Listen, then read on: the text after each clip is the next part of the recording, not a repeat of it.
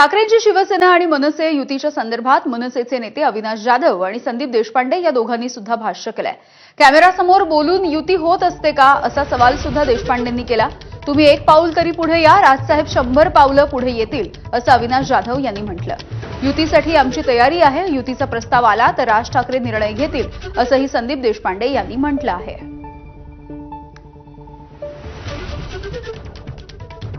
Camera समोर सकारात्मक आहेत ना, तसेच 2014 2017 ते कॅमेऱ्याच्या पाठीमागे होते पण सकारात्मक होते।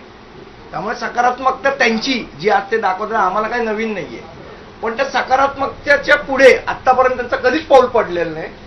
त्यामुळे आम्ही म्हटलं की दूध का जला हुआ ताक भी फुंकर पिता है। जर अख्खी शिवसेना अशी म्हणत असेल की आपल्याला राजसाहेबांसोबत जायला हवं, मनसेसोबत जायला हवं, तर उद्धव साहेबांकडे राजसाहेबांचा नंबर आहे। एक कॉल, एक फोन, जर मराठी माणूस आणि महाराष्ट्राच्या हिताच्या काही गोष्टी घडणार असतील तर तो एक कॉल त्यांच्याकडनं यावा अशी अपेक्षा आहे आम्हाला। आणि हेच त्यांच्या सर्व नेते जे येऊन कॅमेरासमोर बोलतात त्यांना माझी विनंती आहे की त्यांनी उद्धव साहेबांना जाऊन ते सांगावं की एकदा राजसाहेबांशी बोला।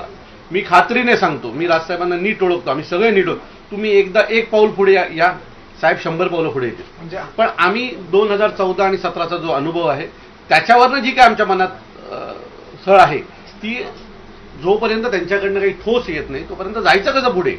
कॅमेरा समोर बोलून युती होऊ शकते का? कॅफे संस्कृती जी आहे ती आम्ही बाळासाहेबांपासून घेतली, कारण ठाकरे बँड जे चालतंय सध्या ते सन्माननीय राजसाहेब चालवतात।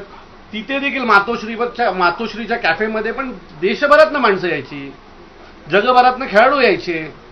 म्हणजे पाकिस्तानचा आणि आपला विरोध असताना त्यावेळेला देखील जावेद आले होते त्या कॅफेमध्ये, दिलीप कुमार यायचे, शरद पवार यायचे, हीच कॅफे संस्कृती साहेब जपतात असं पकडून चाला।